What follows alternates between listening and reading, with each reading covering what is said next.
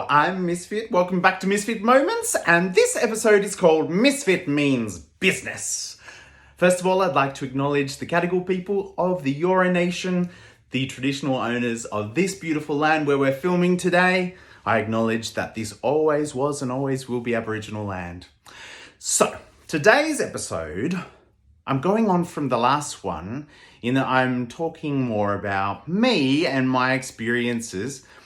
And this little second episode is really just about drag and my relationship with drag.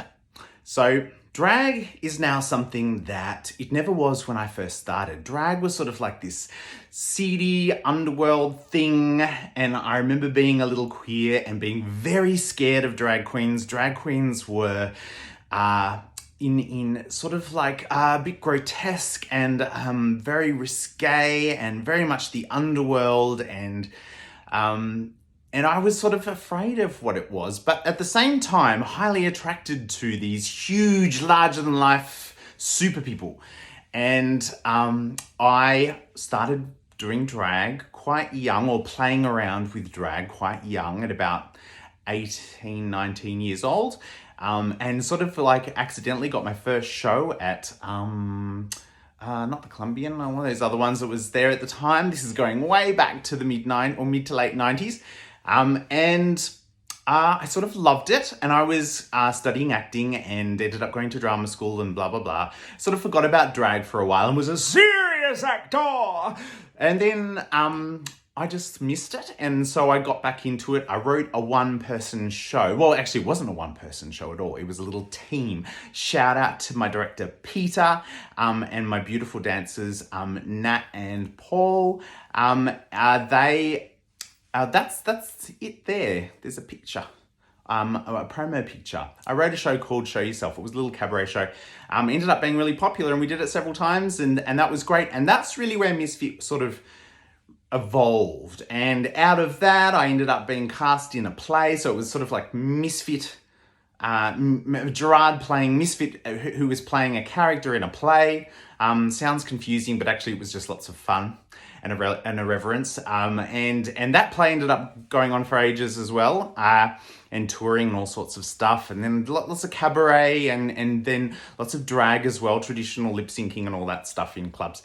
And I've just always loved it.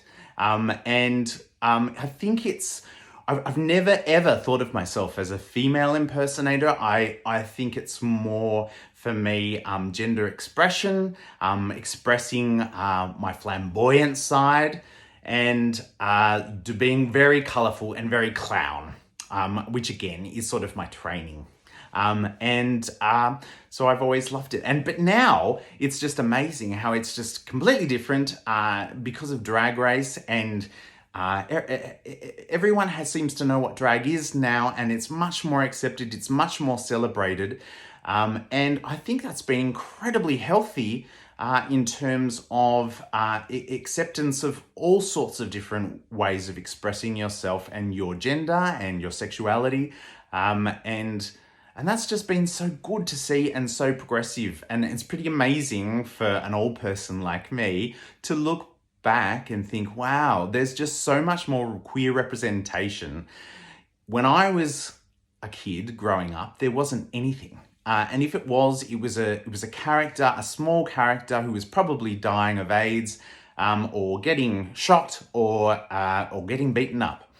So that was pretty terrifying. Whereas now there's this huge, joyous representation all over the place. And even here in Australia, I'm seeing beautiful ads featuring queer people, and drag queens even. And I just think, goodness, there's little me's, lots of little me's out there, seeing this and seeing these positive representations. So I think drag is just amazing. I'm so glad I'm getting a little bit more back into it, because as I say, like, I feel so alive and confident and creative and expressive when I'm doing this, and that's why I'm doing it.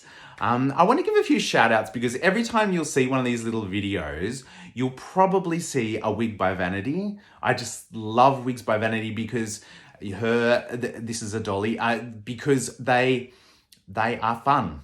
And I love the fact that she's bringing fun back to wig wearing and drag. The other thing is Dada and Fandango. I'll almost always have a pair of theirs on. And what an incredible artisan in Sydney who's just making really fabulous fun stuff. So next I'll be delving into another part of my personality, and Misfit means business. I am a professional drag queen and actor and singer, and I'm sort of getting back into that, re-owning it, and that feels really good. I bet there's something amazing about you too that's just bursting to get out. All right, it's lovely to see you again. I love you. Please like and subscribe to my channel, Misfit Moments, and I can't wait to see you again. Bye.